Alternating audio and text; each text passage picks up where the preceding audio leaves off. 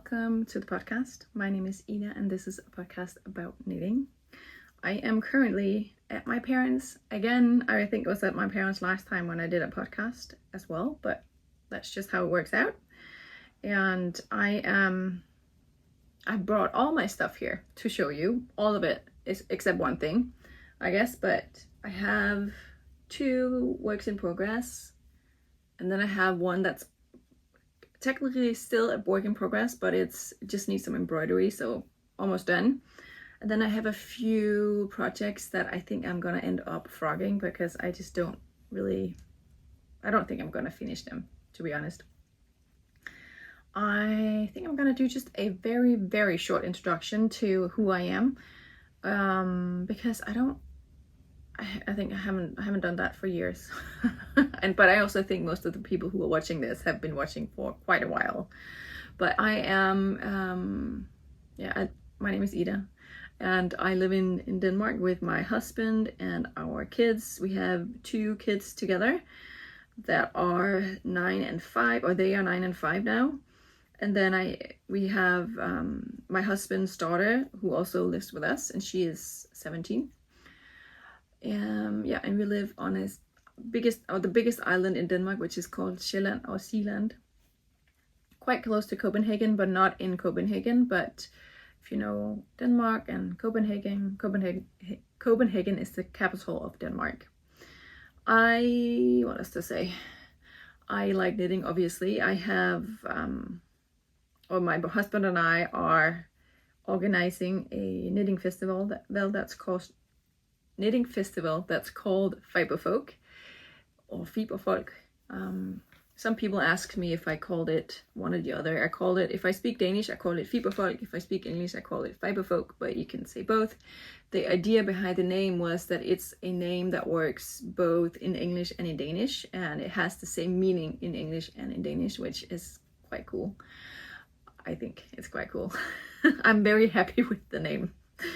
We have that, we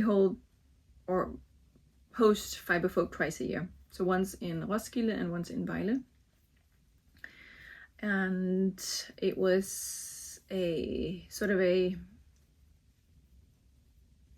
accident. I want to say it happened by accident. It wasn't like we began 9 years ago, and it wasn't like, or I began 9 years ago. Jakob, my husband, wasn't really part of it in the beginning. But it wasn't really, I didn't have any grand idea of it being like a big festival or anything. I just wanted a place where I could basically sell my hand-dyed yarn. And I needed that. I didn't find there was any festival in Denmark that made it possible, because it was quite expensive and also the booths were quite big and I didn't have that much on. So just started it and it grew from there. This year we have a lot of international vendors who are vending in Roskilde, which is very, very excited. We are so excited about that.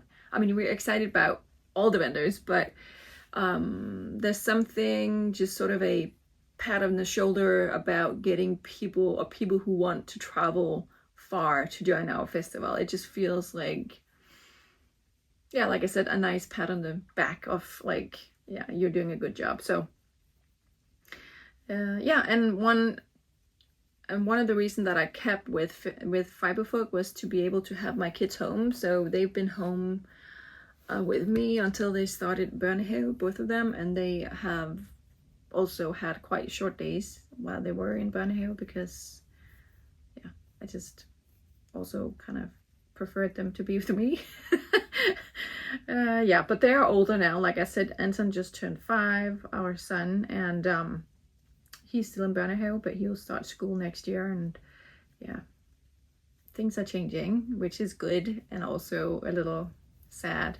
I think if you have kids, you know.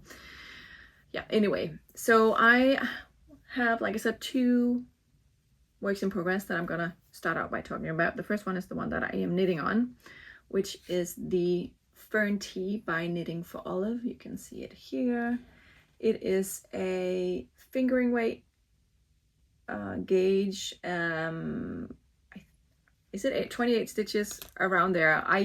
Full disclosure, I did not do a gauge gauge swatch for this one, which is crazy considering how much knitting it involves since it's a fingering weight yarn. But since it's knitted top down, I figured I could try it on, and I'll just stop with the decreasing when I find that it has a nice fit around the shoulders and the arms. I don't want the arms to be too tight. I don't like tight fitted sleeves on my arms, not on in general, really. Definitely not on knitwear, but also not really on like just a regular cotton shirt. So I think I had talked a bit about it last time. Last time I think I just had finished the I-cord. So you do a provisional cast on, and a provisional cast on is where you have stitches, live stitches that are kind of wrapped around a piece of scrap yarn. So you can sort of basically knit both ways, because you have stitches both on your needles, but you also have live stitches on that scrap yarn. So for this pattern, you start out by doing an I-cord, which I think is genius, and then those live stitches that you have on the scrap yarn, you pick that up and then you knit downwards from there. I have done modifications to the pattern that wasn't really anything that I planned on doing, but for some reason, for the first few repeats of the pattern, which is a very simple pattern, as you can see, it's just yarn overs and knitting two togethers basically. But for some reason I miscalculated and I did more rows of just plain stockinette stitch between these eyelets, and I found that out when I was around here, and then or here, I don't know, I found out at a point where it's like, I don't want to rip back, I'm just going to continue, it's fine, you know, and it is fine, it looks fine. But I, for some reason, still have such a hard time calculating or counting the rows for some reason. I don't know why, because I've been knitting for a long time. I should know, but this just messes it up because of those yarn overs. I don't know why, but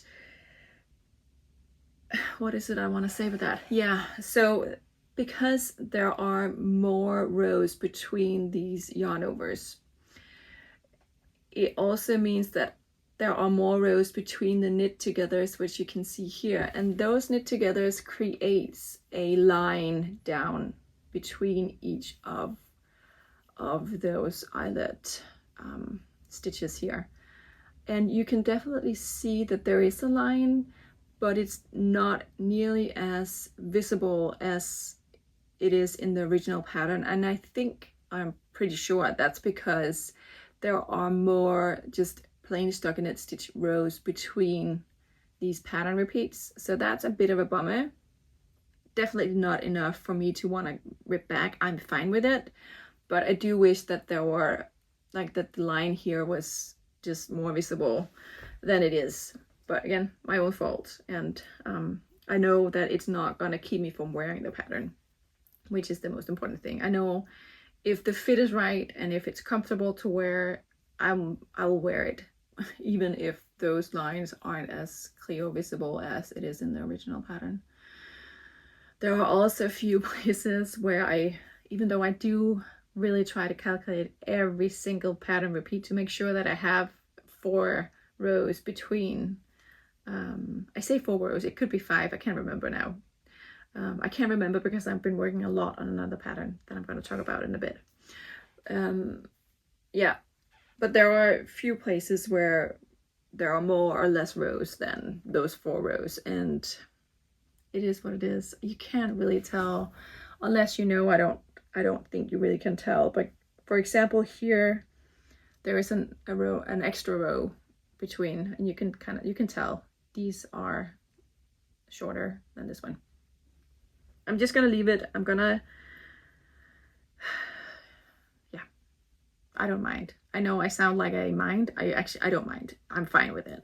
So the yarn that I'm using is a plant-based fiber.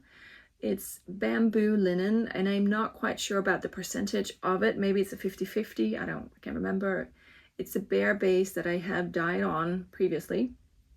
But like I said, yeah, this is just the bare white base or the cream base. And I enjoy working with it. I don't really mind, I guess, working with plant-based fibers. The other pattern that I'm working on is also plant-based fibers, and I don't really feel it that much on my hands. It is definitely drier, but that's also, I mean, that's to be expected because there's no lanolin or anything in here. So it does dry the hands out a little bit, but I don't, yeah, I enjoy it. I don't really have anything bad to say about it. I know some people really don't like plant-based fibers, and I have not really knitted that many patterns with plant-based fibers, but I guess I'm fine with it. Yeah, so this is the Fern Tea by Knitting for Olive. I hope I said that previously, but now you know. I think I'm at the point now where I need to put it on a bigger needle or piece of scrap yarn, and I also think I want to wet block it because it is gonna stretch out quite a lot, I think, with blocking.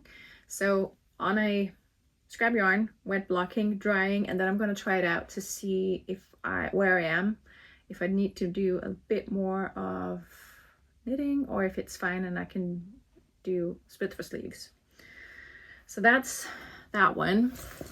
Just gonna get a bit of coffee. I'm knitting from my mom's mug and it's just so pretty. Next pattern that I'm working on is the Lacy Loop Cardigan by Other Loops. Lacy Loop Cardigan. And I kind of cast this on a whim. I saw the pattern, I really liked it.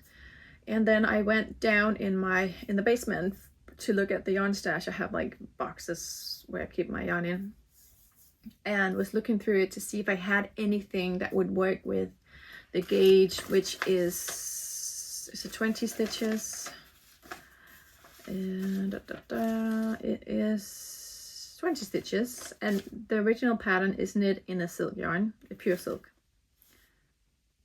But this yarn, or it could also be, yeah, no, pure silk, both of the patterns. She has like 2 samples and I think they're both knitted in silk yarn. This yarn is a yarn that I think my mom gave me. Or maybe I took it from her? I don't know. She also has quite a big yarn stash in here. We are in her kind of creative space. And it is the drop spell that I've heard people talk about as being quite a good, affordable yarn to knit with.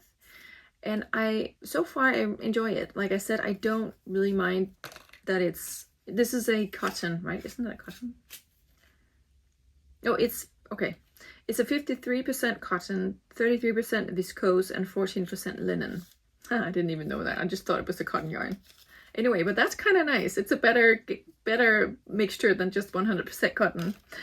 But I really enjoy working with it, and I don't know what the price is, but I'm pretty sure that drops is quite affordable. And I have 7 skeins, which I'm not sure is enough. I just cast on anyway, which I've done with other projects, as if you watched before, you know. But I have a very specific plan, and that is to knit the body, knit the button band, and then I'll see how much yarn I have left, and however much yarn that is, that's just how long the sleeves are gonna be, because it's a short sleeve cardigan. I hope maybe I'll put in a picture and you can see what I talk about. Yeah, so I have 7 skeins. I think it was 7 skeins, and it's 120 meters per skein, so not that much yarn, but like I said, it's a cardigan. It's also a bit cropped, and I am on my second ball, and this is what I have left on my second ball, and I already have quite a lot of knitting done. So right now I'm quite hopeful that I will have enough yarn for the cardigan. So you start out up here and you knit the back. So this is part of the back, and I'm currently on the front. I have knitted one front here. I'm sorry, I did not bring enough needles, so I'm kind of having everything on 2 needles, even though there are 3 sort of open sides of the cardigan, I guess you could say. So I have one front done and I'm knitting on the other front. And once that one is done, I am gonna join under the arms. So I have most of the top part done, and I know I definitely have enough of this bit, which I'm still working on, and I may even have more left once I get to the underarm. So fingers crossed. That's my plan. But yeah, like I said, it is a cardigan with sort of, is it elbow length sleeve maybe? It is knitted on quite big, so the gauge is 20 stitches per 10 centimeters, and it's knitted on a 4.5 millimeter needle. Yes, 4.5 millimeter needle. So it also is going quite fast, I think, because these two are really the only thing that I am working on right now. And so it just feels, I saw the pattern, I bought it, and I cast it on, and I just have been working away on it, and it's just been feeling like it's been flying off the needles, but I think because I am also working on the Fern Tea, which is a different gauge. Another reason that I feel like it's going fast, it's because it's a really addictive pattern. As you can see, it has, oh, maybe can you see here?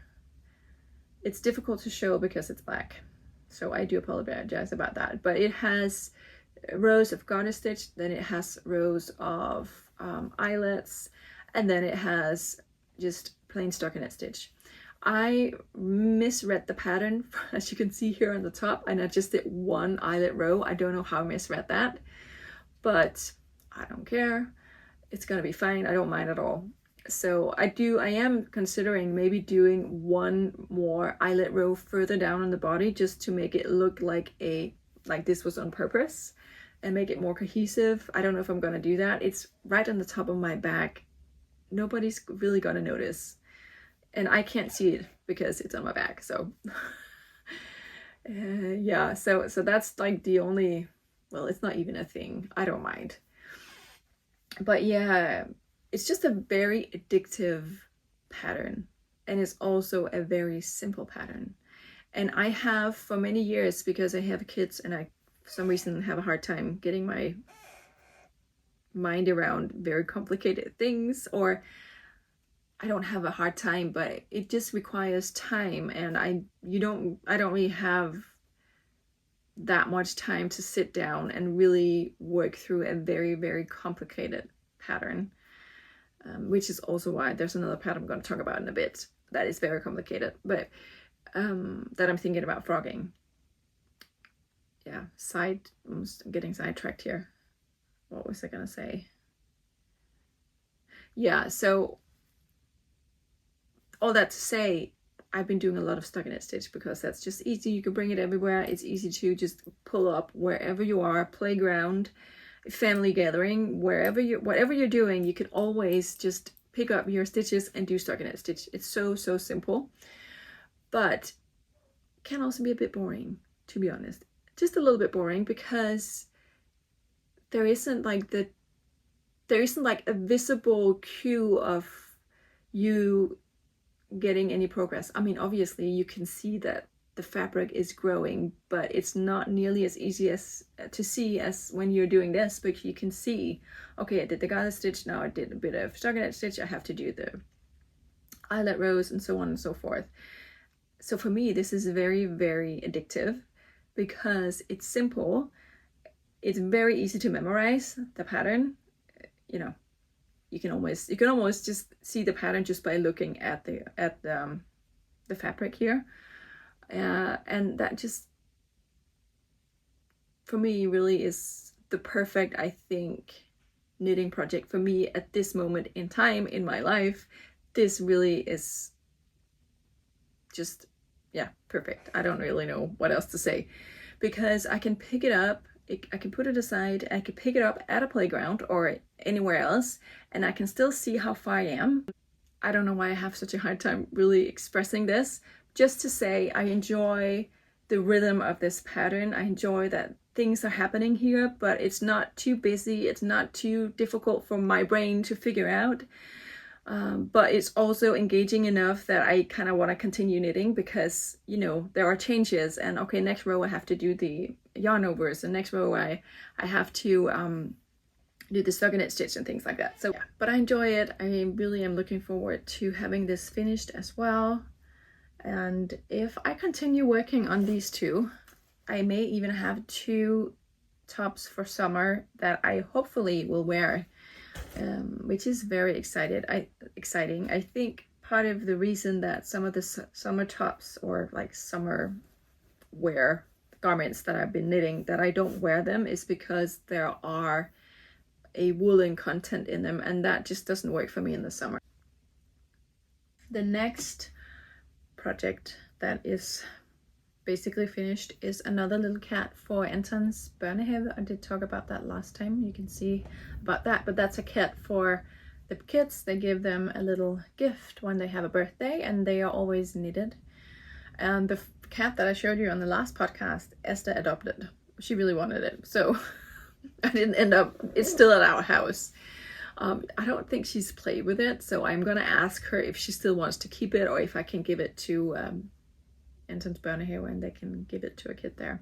But this one still needs eyes and a little nose, so, and it has been needing that for weeks, so, which is quite silly. And also a tail, but actually I forgot about that. It needs a tail as well, and then it is gonna be finished. So yeah, I really like this one. I like the colors that are in here. It's just really fun to do this, where you gather up all your scraps and then you just work. It's a very simple pattern, which I also talked about in the last podcast. Then I have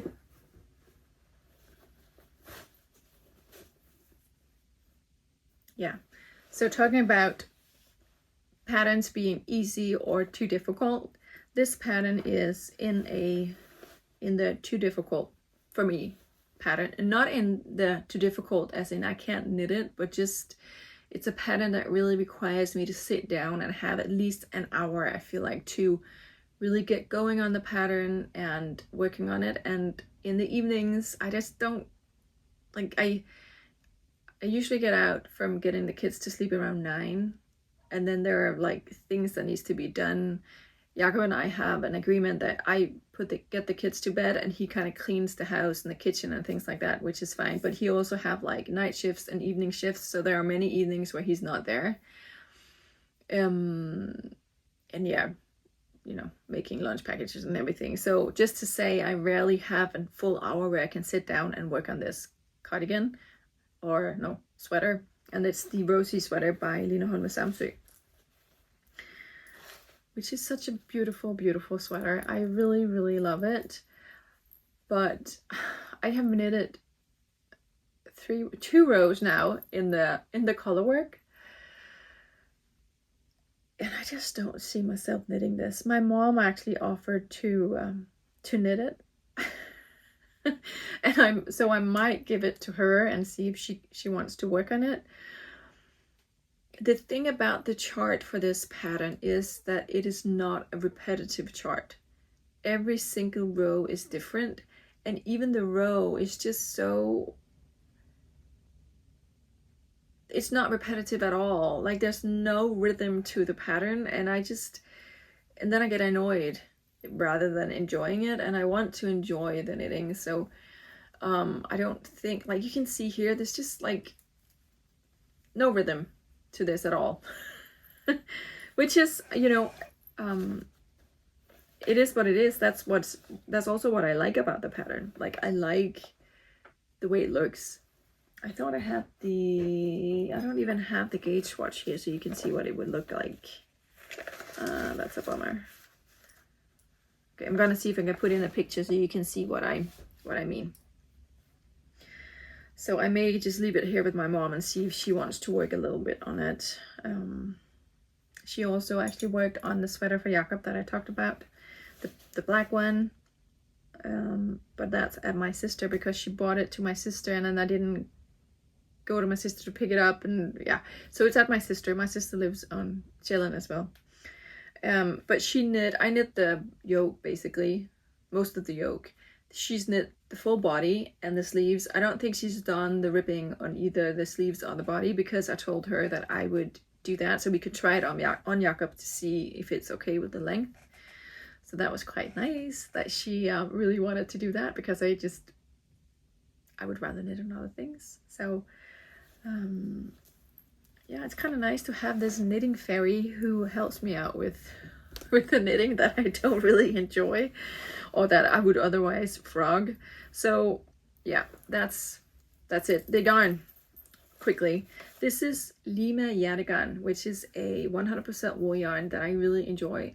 It is quite affordable and it's very nice. I knitted a Wednesday sweater in the yarn that Jakob felted, but I wore it a lot until he felted it, and it's just a really nice yarn. Affordable as well. And then I am knitting the color work, so the contrast color is knitted with these two, which is yarns that I've hand dyed. And this is a Highland wool and this is a Surrey silk alpaca. Then I have another sweater that I'm definitely gonna frog this one, because I have not been working on it since September, I think. Yeah, since September, so it just seems silly that I have it laying around.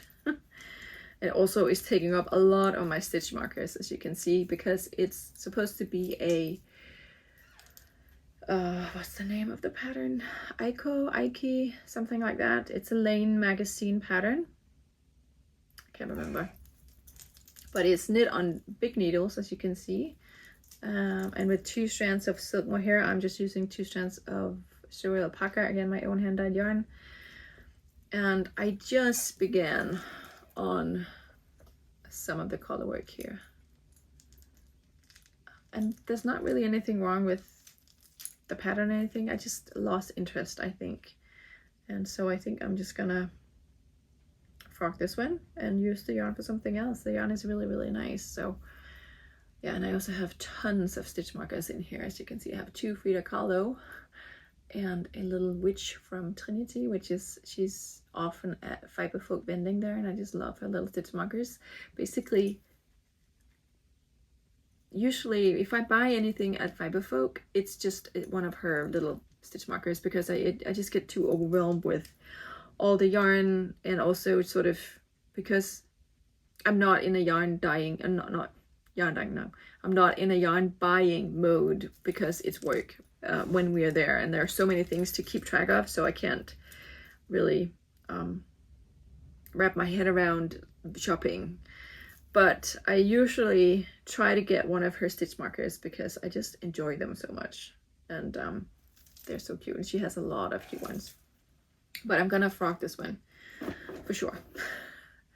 Last thing I want to show you, I just went to a secondhand store here where my parents are. They live on the west coast of Denmark, and thrift shops are better and cheaper here than where I live.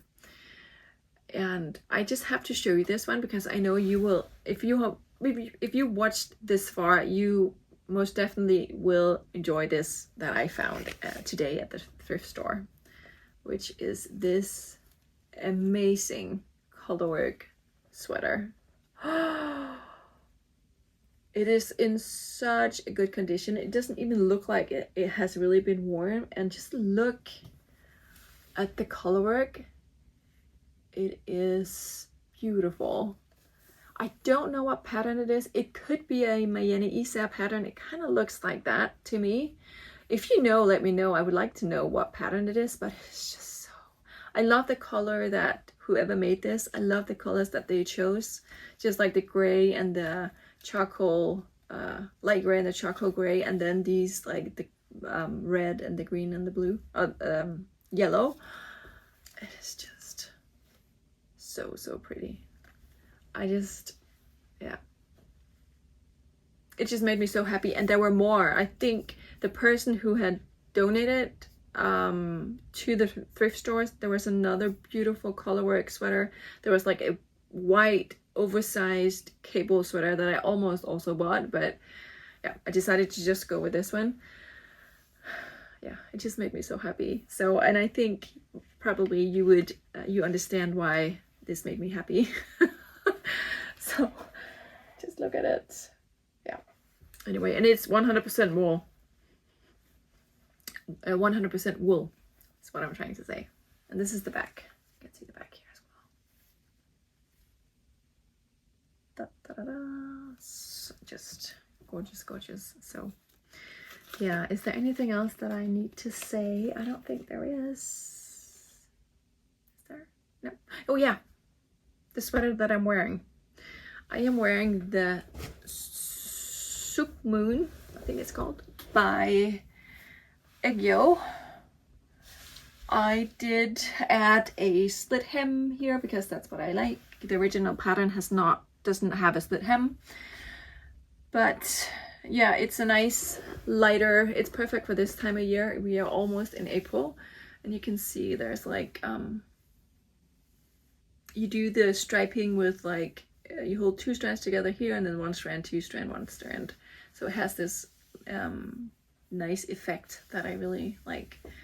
And yeah, I have been wearing it quite a lot actually.